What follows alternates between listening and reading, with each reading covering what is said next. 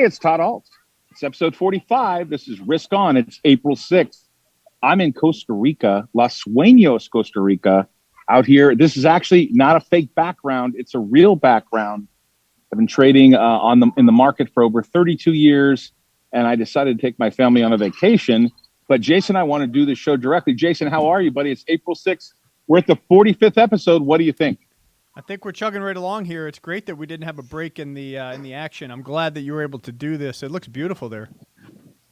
Hey, yeah, tomorrow, Jason, just a heads up, we're going to do the show a little later. We're going to do it at 3:30 Pacific time. Now, all the audience that's watching now, I hope you can tune in. We're going to be a little later because of travel schedules, etc. But we want to bring the show to you every day. And don't forget, on Monday, April 12th, Skyla will be joining us on the show, and she will be a on-air guest, like kind of a permanent on-air guest, where our assistant producer will be on screen and be able to comment. We like to get the young perspective there, as Skyla is very young, but working hard to move up the ladder. Jason, what's up with the market today? The market finished down a little bit today. Nothing too dramatic. The Dow was down 96 points, 33,430. The Nasdaq was off 7, and the S&P was down 4. Looks like gold and silver continued its mini run here. Gold $17.44, good for $15 an ounce gain.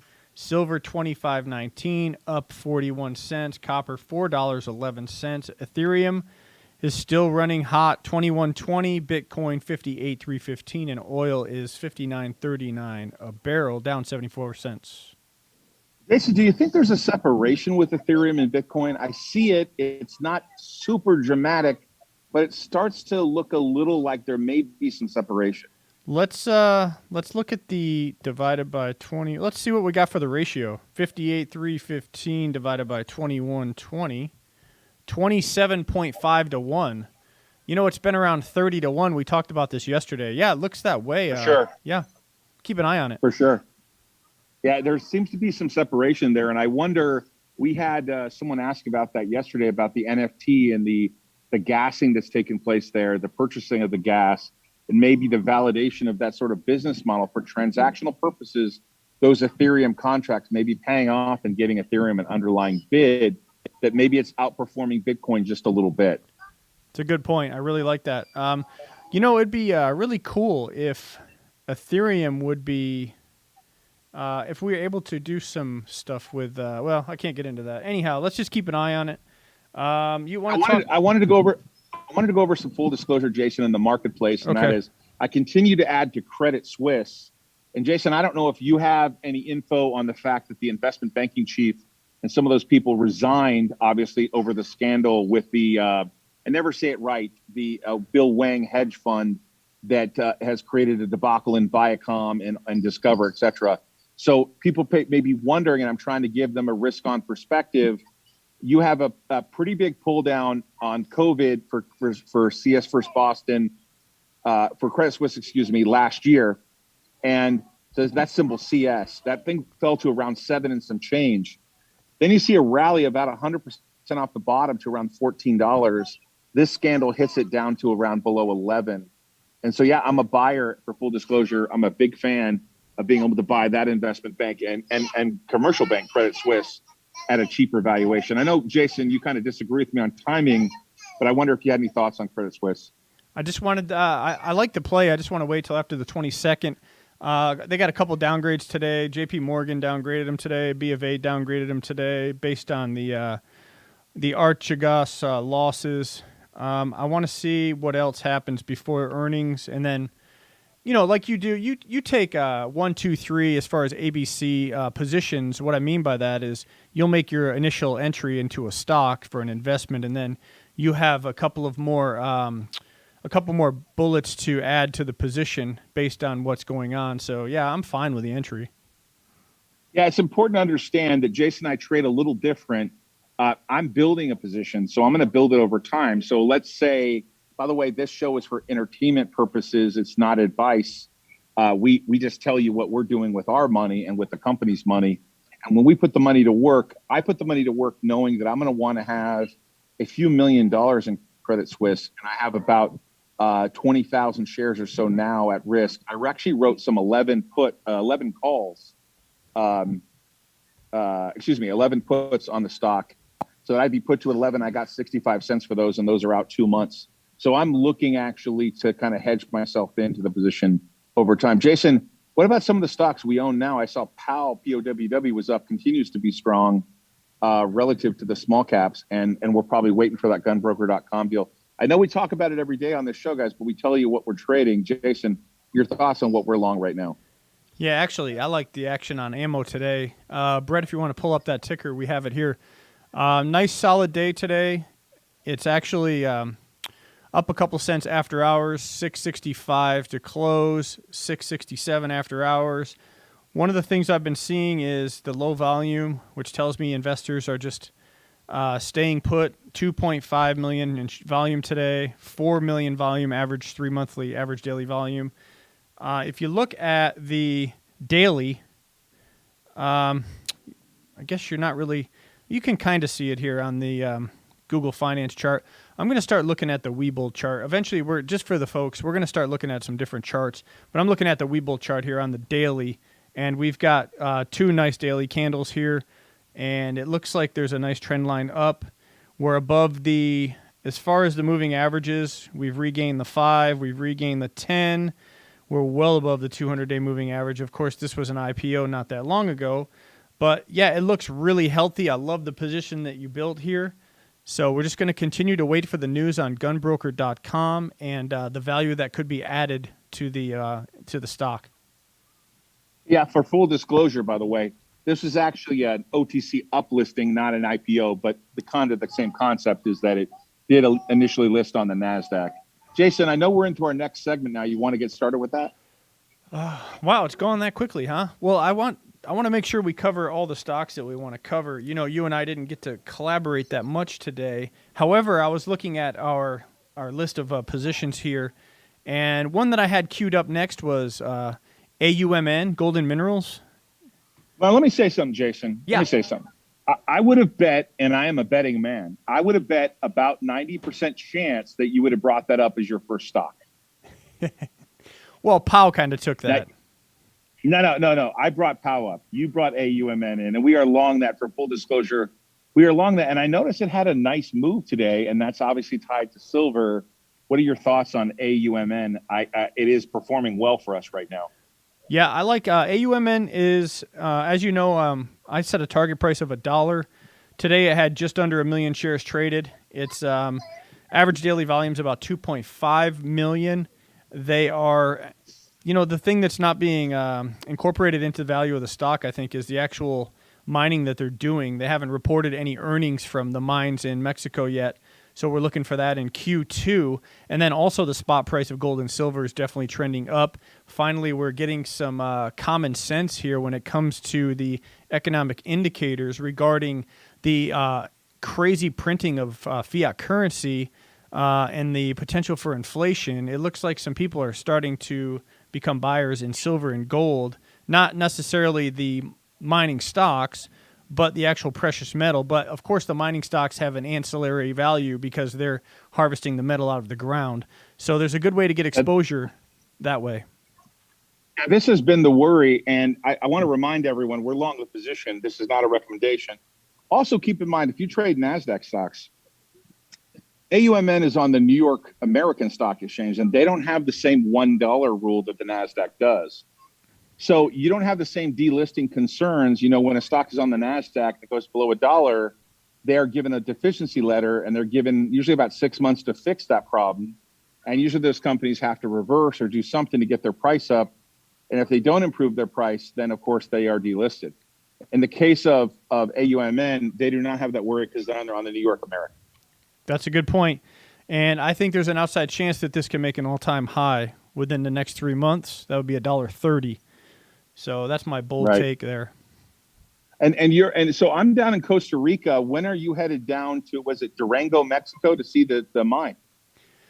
Well, I would go down there, but I would have to be well armed. I don't know if I'll be able to go. Well, maybe I'll be able to cross the border. The border seems pretty porous these days. I might be able to slide back. They're looking for people coming the other way. They might just let me slide down there north to south and won't even say anything. Maybe you could immigrate into Mexico instead of out of Mexico. I'm sure they'd let you in down there, but I don't know if Mexico I'll be too fond of you carrying a gun. I don't know. Estoy trabajando en mi español. So I'm working on my Spanish. So yeah, maybe we'll be able to do something. Hey, anything else we're looking at on the stock side that interests you? Yeah, for sure. You ready for this next one? I'm ready. What could it be? Northern Dynasty Minerals. Here it is. Everybody knows about this one, I think. This one is very politically motivated. We have, this is probably the most political ticker that I've ever traded. Today it was up 5%. The reason we're bringing this up is, in my opinion, it has 10 to 20x upside. And it's all going to stem on the appeal process with the U.S. Army Corps of Engineers. And the governor, Dunleavy of Alaska, is pushing hard. You can look at his social media. You can see what he's talking about, energy independence, mineral independence. This is a huge national security issue. Northern Dynasty Minerals, ticker NAK, could fulfill some of these rare earth mineral needs for the United States to maintain its sovereignty, its national security. They have a mineral, a rare earth mineral called rhenium. It's used in the high temperature areas of turbine engines. It's very necessary for our military. And we also have a massive, massive copper position in Pebble Mine up in Alaska. And with the electrification and the move to green vehicles from this administration, they're put in a tough spot. They want to appease their voters because they want to save the salmon, but they also want to build electric vehicles, and that requires copper. So this is where we're at. We're risk on this one. And I think you started a position today, right? I did, but let me be very clear with the audience. This is a very risky stock, and Jason and I don't see eye to eye on the risk. But he is correct in the sense that they have an incredible mine in Alaska. It is very political, but we're calculating a risk-reward ratio here.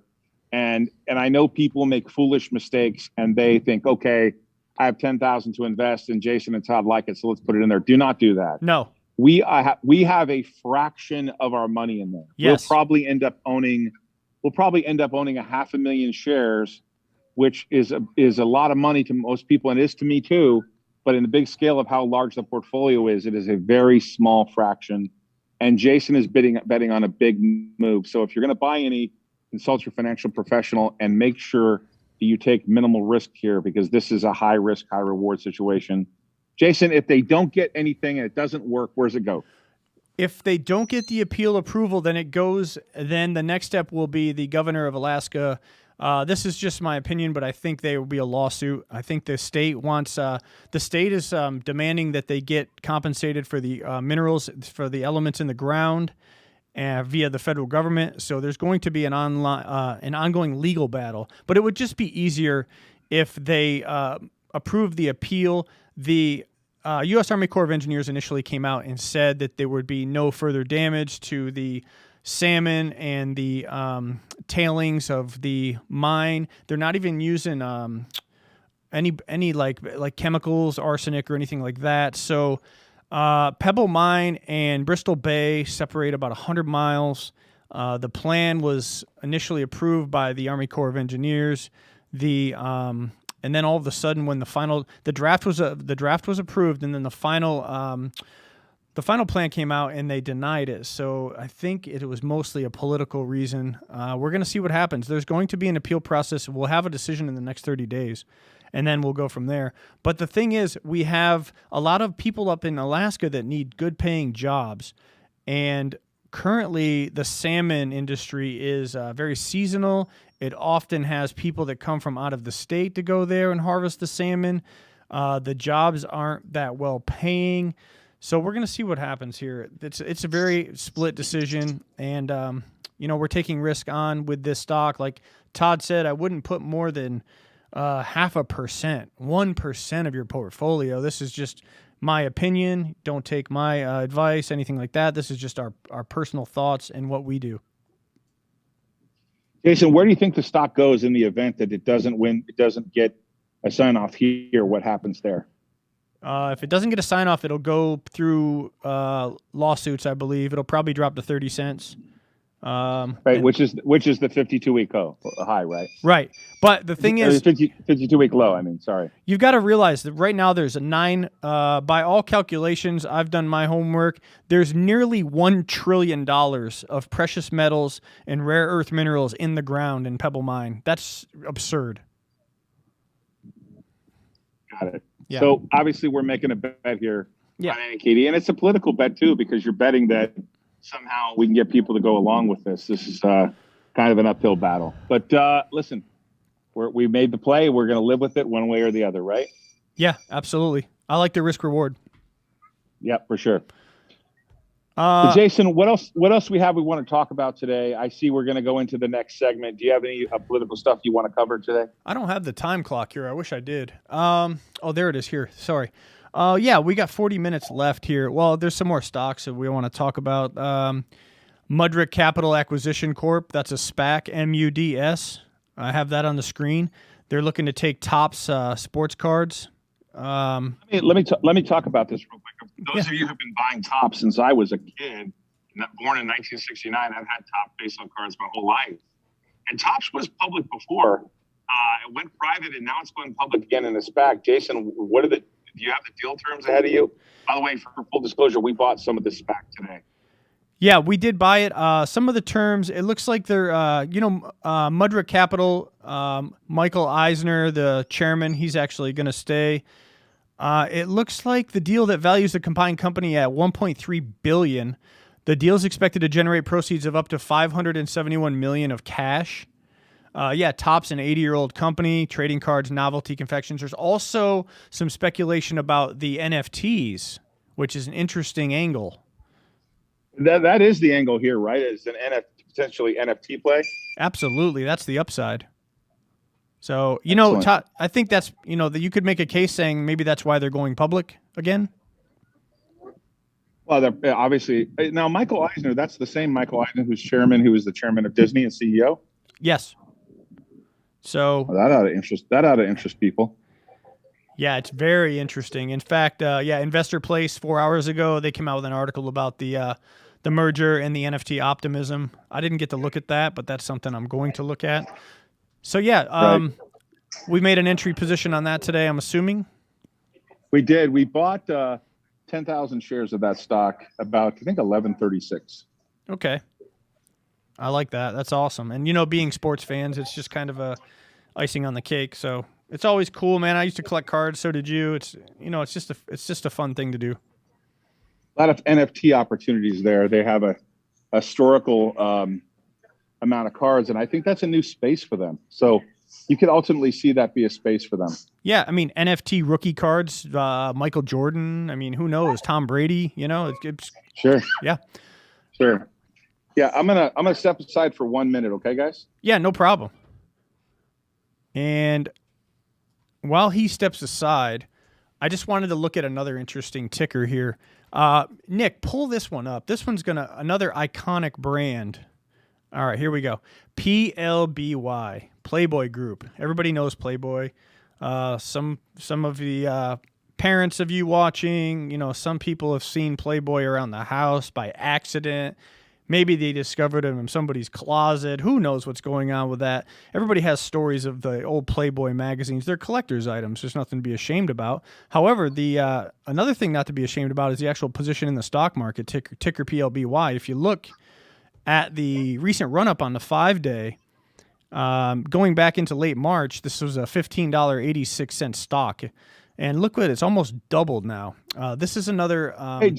Jason, when did it go public again? I tell you that I'm completely out of the loop. When I was looking at the stock in the late 90s, 2000, they had Playboy.com online, and we always thought that the business was worth more than it was trading for. It ultimately went private. I think they bought the mansion, etc. Do you know the story behind it? Because I didn't know it was public again. I think it went public. Well, it was public in 97. I don't know the entire backstory about it, but then did it delist? Yeah, I have to look. I'm not for sure on that. I don't want to give people the wrong information. We should research that. One thing I'll tell you about when you look at accounting, guys, when you look at how accounting is done, and thank you so much for bringing me. Thanks, Victor. Thank you. I'm okay. When you look about how accounting's done, one of the fascinating things about Playboy was, and what we were attracted to with, is it had a lot of assets on the balance sheet at their original cost, including the mansion and including a bunch of paintings and artwork, etc. And so sometimes when you look at a stock and it has a long history and you look at its asset base, sometimes they keep the asset base on the books for the actual original cost, and you have to do the work to figure out whether there's substantially more value if the company was sold off or the pieces of the assets were sold off. And Playboy brings back a lot of memories of value that was created by Hugh Hefner and his team.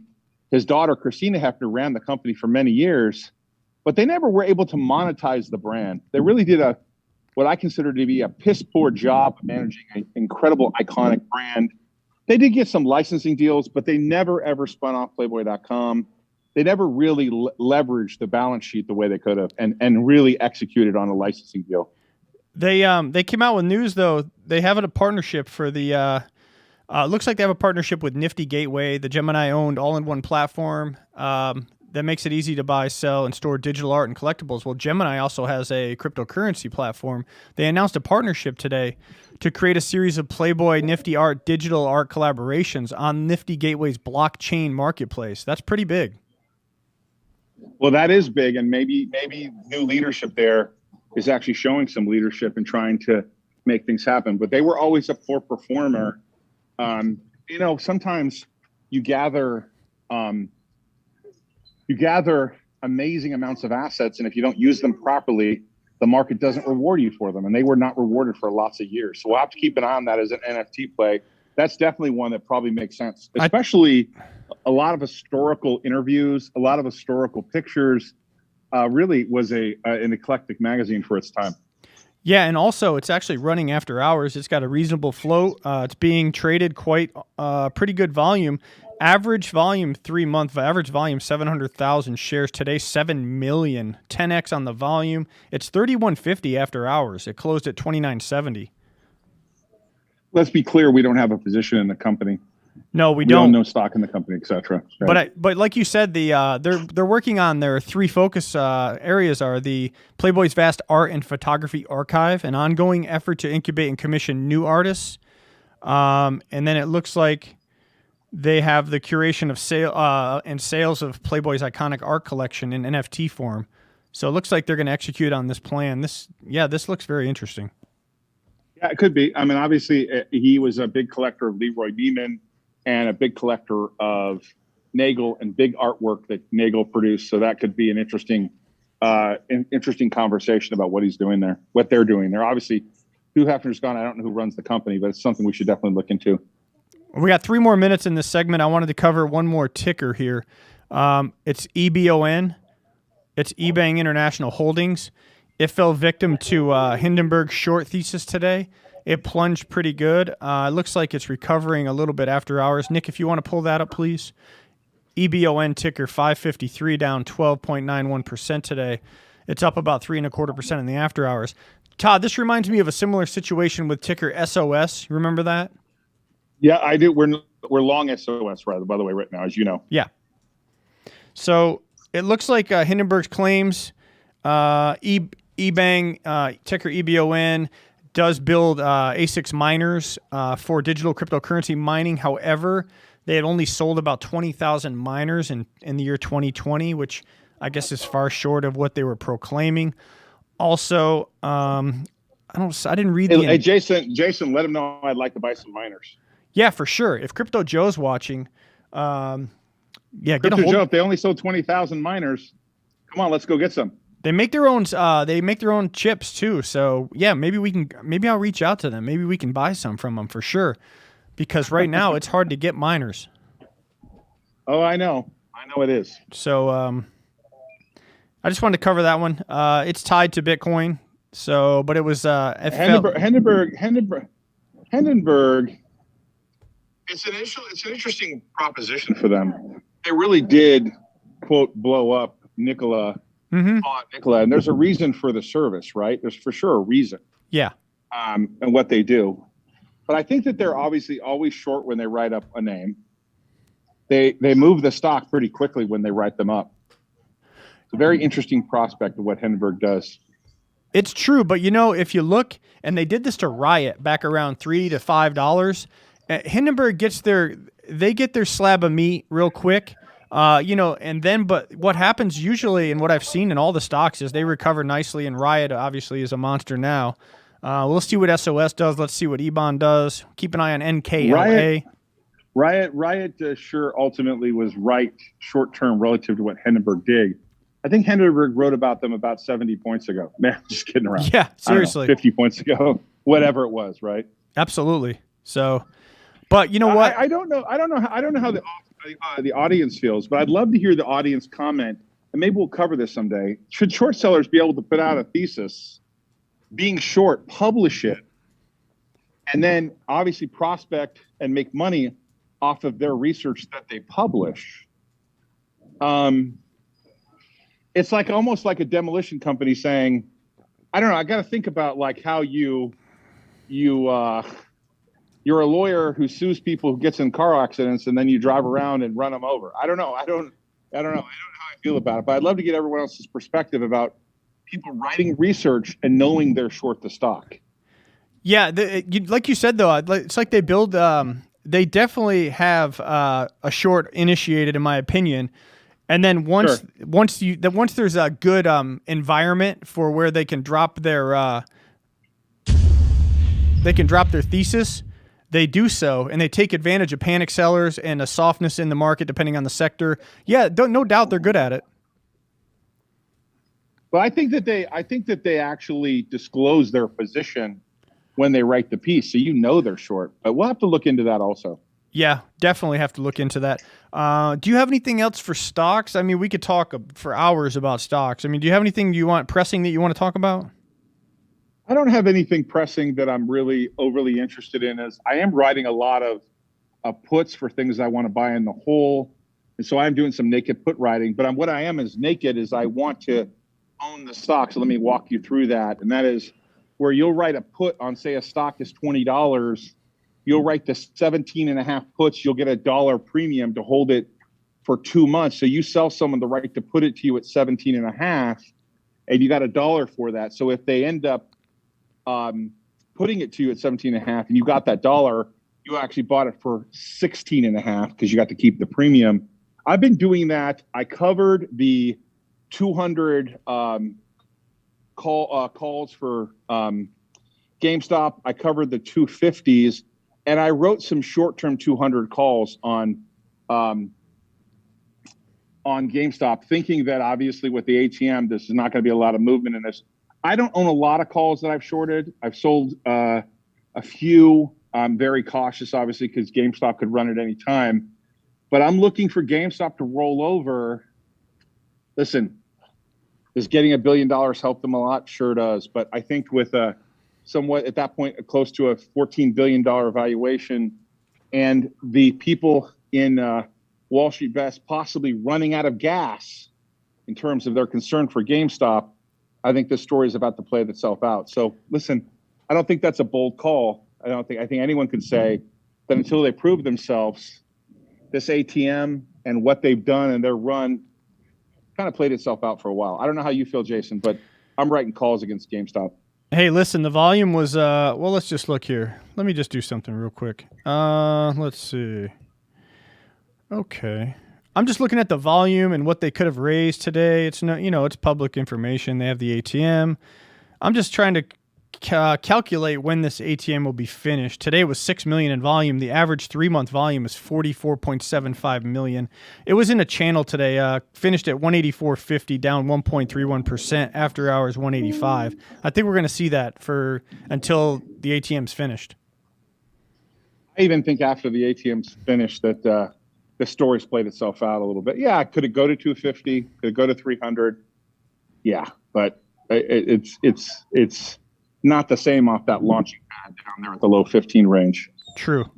I mean, they could have raised possibly $100 million today in optimal conditions based on the information. Sure. So sure. Yeah. So that's 10 of those days, and we're donezo. It's over. Yeah. So for full disclosure, I'm hedged out. I hedged out against the Nasdaq. I bought some S triple Qs which are a triple position against the NASDAQ going down. So I'm kind of hedging myself out. I'm not a big fan of the market right now. I'm not a big fan of the liquidity and what we're seeing in terms of looks like a lack of concern for how much money we print. We'll have to see what the economic numbers look like in the next month and a half. But we're going to go into May, and that's always a challenging time. You know, there's an analogy, sell in May, go away. We'll see what happens in May. Guys, I got to step aside for 1 second. Okay, take me off camera. Thanks. Yeah, that's fine. Actually, you make a good point, and also there'll be a couple of key IPOs coming up. Don't forget, there'll be a direct IPO of Coinbase. So actually, Coinbase will be going IPO soon, like within the next 2 weeks, probably next week. And with that, there'll be a lot of enthusiasm, maybe some more capital, some money rotation into Coinbase.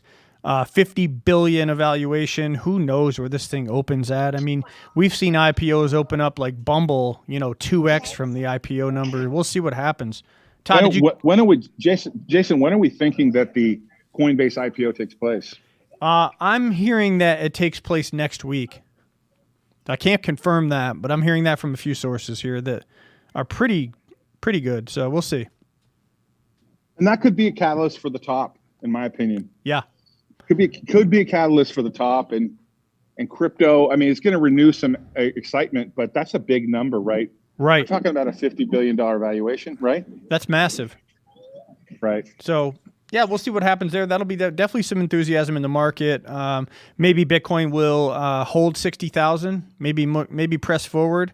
Maybe Ethereum will make a run at 2,500. Again, it's all speculation. We don't know. If we knew, I'd love to see what the rotation looks like in terms of potential rotation in the market, where they're rotating to. Right. It just feels like to me that we're kind of consolidating in the crypto space. We're going to consolidate a little bit in the SPAC space. I actually think SPACs are still here, though. What people don't understand is SPACs represent a very simple way for the public to participate in the marketplace, and I don't think they're going away. I know that people want to throw their traditional, oh, it's too heated. It's going to consolidate, in my opinion, and SPACs are here to say, don't forget, by the way, we're on the radio, 11:50 a.m., Patriot Network, Los Angeles, Orange County, 11:50 a.m., and on the iHeartRadio app with the Patriot Network every Sunday at 1 p.m. We replay our Friday episode. And then on Sundays, we actually produce the best of throughout the entire week of these shows. So you can get a good wrap up on the Sunday show. I noticed there was like 60,000 views of our last Sunday episode. Congratulations to Josh, Skyla, and Tyler for their work on the Sunday wrap-up show. I know Tyler does most of the editing there. Josh, am I correct? Is that a Tyler product that he puts out? That's right. All right, great. Well, I just want to congratulate everyone for that.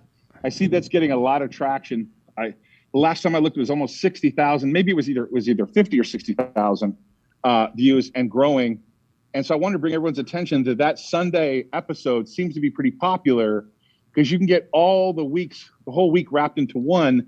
And so on Fridays, we're going to start doing a little bit of a coverage of what to expect for the following week. We're trying to round out the show. So you should see that on Fridays, which you'll be able to pick up on Sundays if you watch that Sunday episode.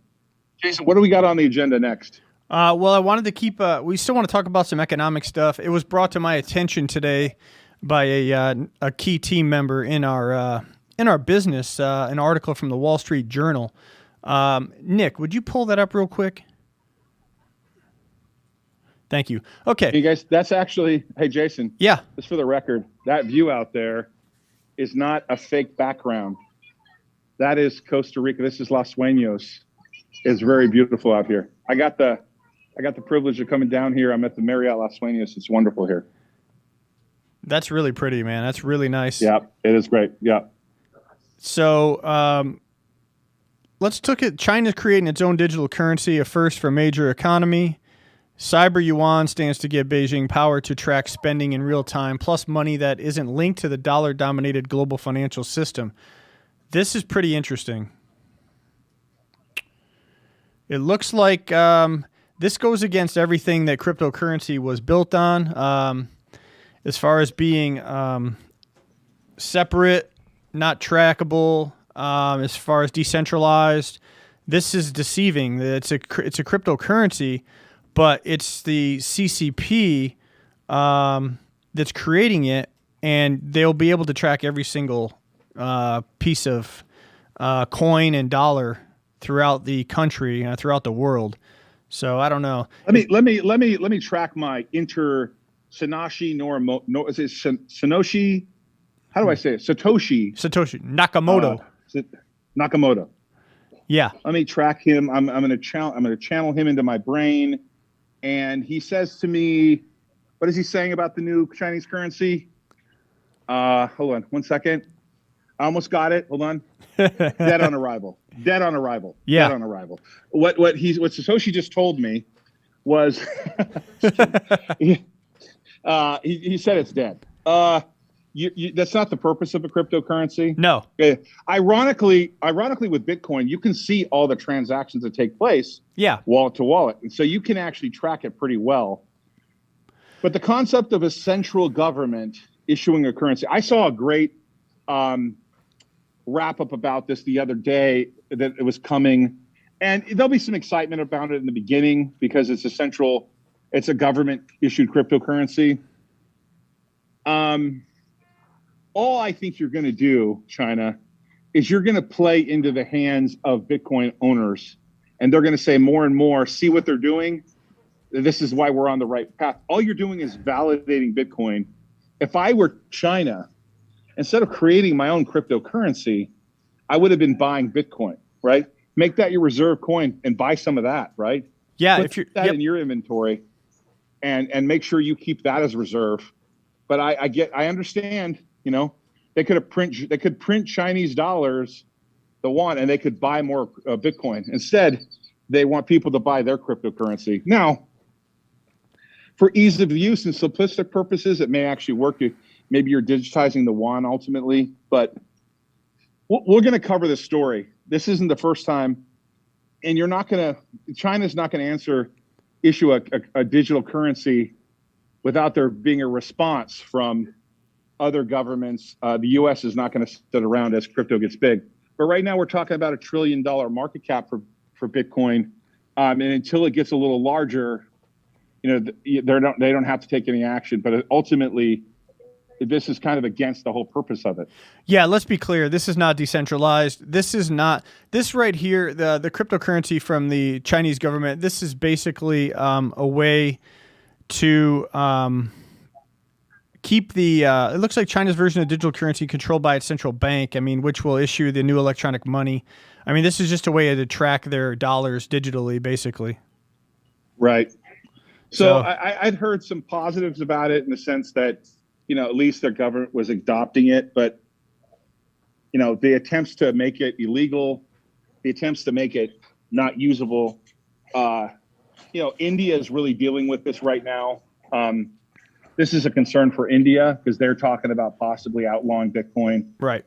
I don't know if you can put that genie back in the bottle, man. I don't see it. Hey, Brett, how much time do we have left? We got 17 minutes. Wonderful. Lots of time left. Yeah, they're just turning their legal tender into digital currency, into code, basically. It is what it is. Got it. All right, let's see. What's see next on the agenda, my friend? Wow, I'm getting a text message from one of my buddies who's a professional sports bettor. He's got a $30,000 winner if the Tigers get a run right here.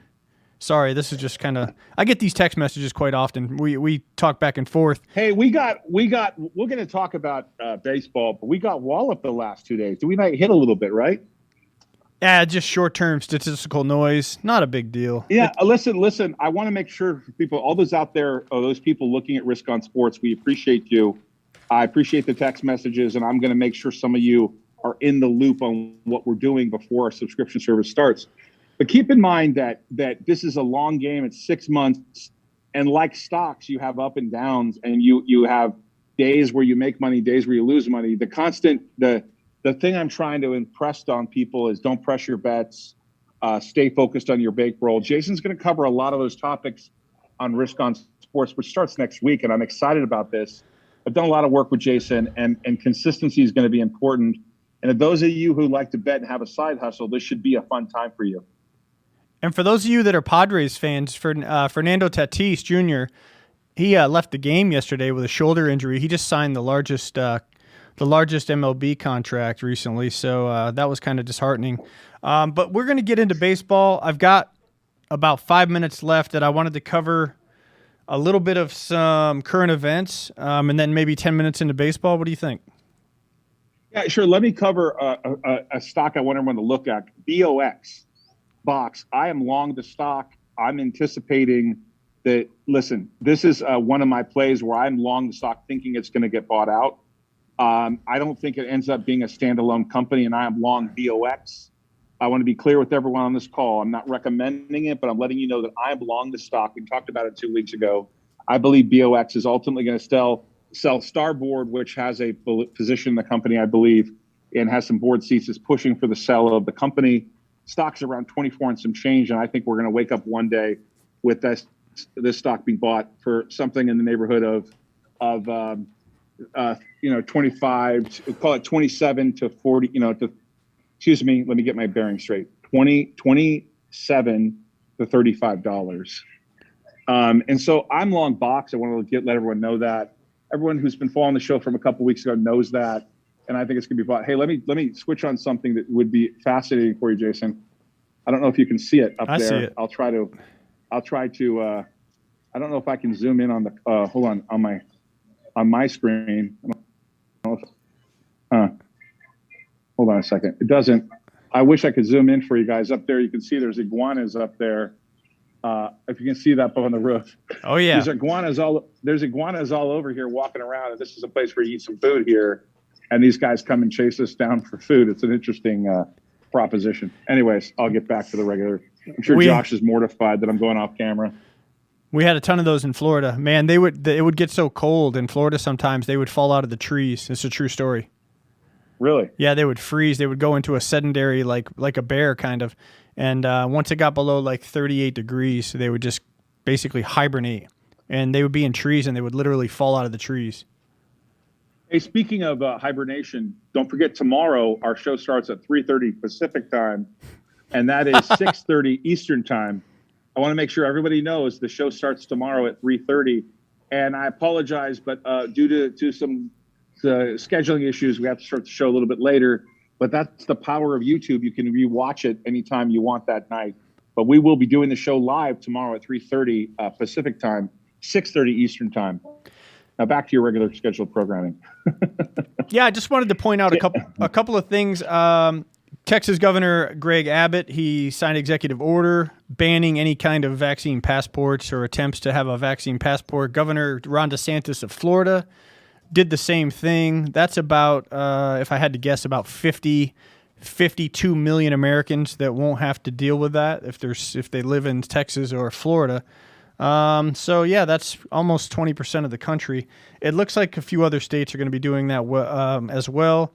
That's interesting. It looks like the House member Jason Smith, Republican out of Missouri, the ranking member of the House Budget Committee, he says the Dems are jamming partisan agenda through despite Biden's talks about unity. This is quite interesting because I guess Schumer and the Dems in the Senate announced that they had a parliamentarian change where they could revise the budget resolution and that could contain budget reconciliation instructions that would allow them to pass the infrastructure bill with a simple majority vote instead of the standard 60 votes. So that's quite interesting. Hey, Jason, what happened to the Congresswoman, I believe from Florida? She passed away. She was 84 years old. And how does that affect the House?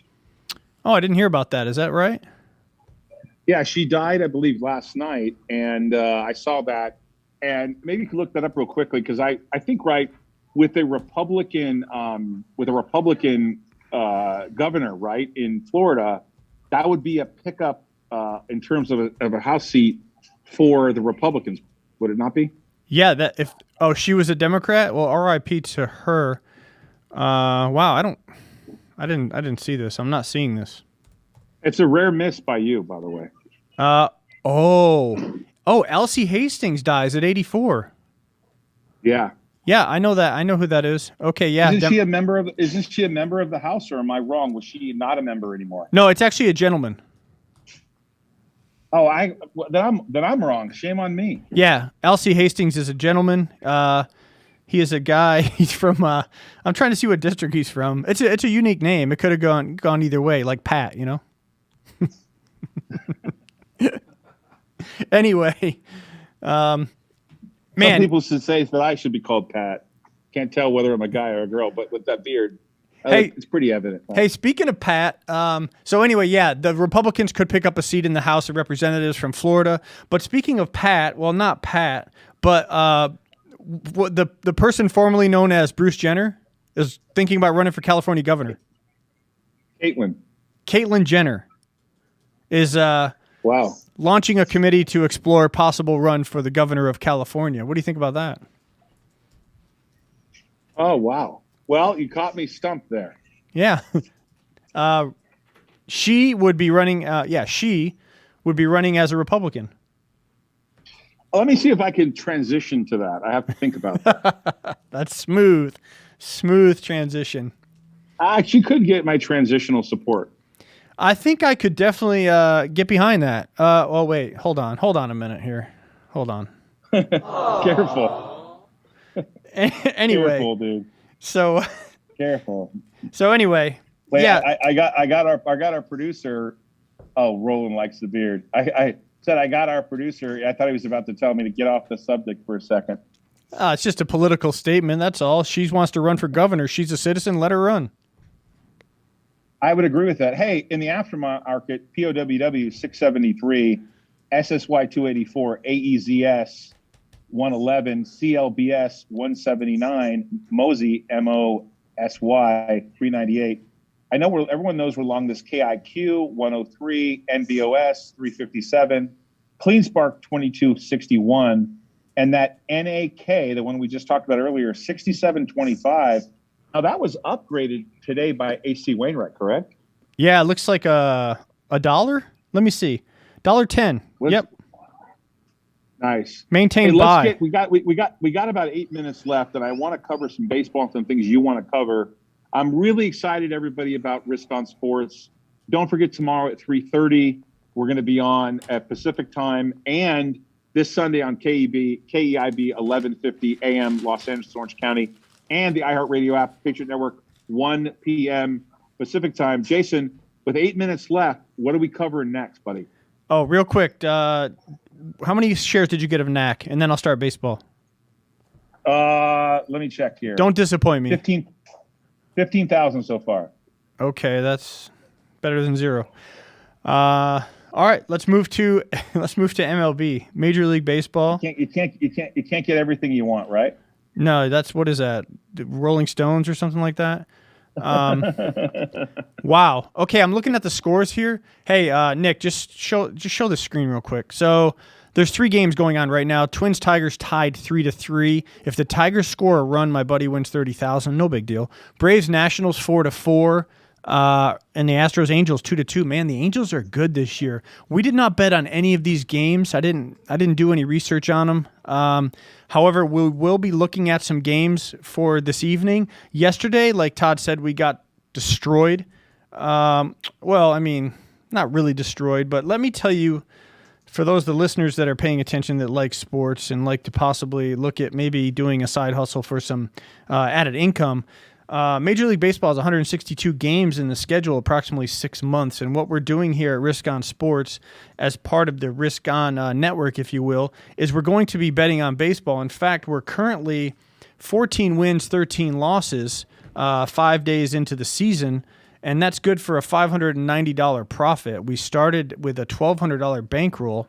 I had 12 single Benjamin bills in my front pocket, and I said, hey, let's go ahead and start wagering on baseball. So yesterday, we did go 1 win, 3 losses, and we lost the Yankees and Mets games as a parlay. We lost the Red Sox and Rays under bet late in the game, disappointing.